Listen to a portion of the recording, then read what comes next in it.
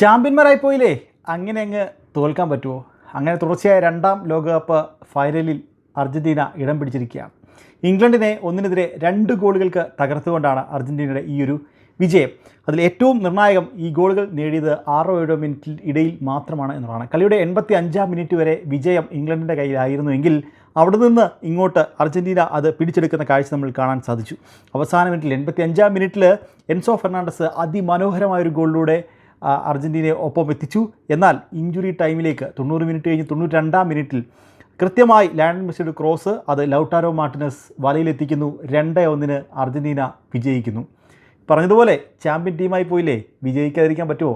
കഴിഞ്ഞ മത്സരങ്ങളിലൊക്കെ സംഭവിച്ച പോലെ അവസാന മിനിറ്റിലെ ത്രില്ലർ പോരാട്ടത്തിൽ എന്തായാലും ഇംഗ്ലണ്ടിനെ തകർത്തുകൊണ്ട് ലയണൽ മെസ്സിയുടെ അർജൻറ്റീന ഫൈനലിലേക്ക് എത്തിയിരിക്കുകയാണ്. ഇനി 19-ാം തീയതി ഫൈനൽ പോരാട്ടമാണ്. സ്പെയിനാണ് എതിരാളികൾ. നമുക്ക് നോക്കാം ആര് കപ്പടിക്കുമെന്ന്.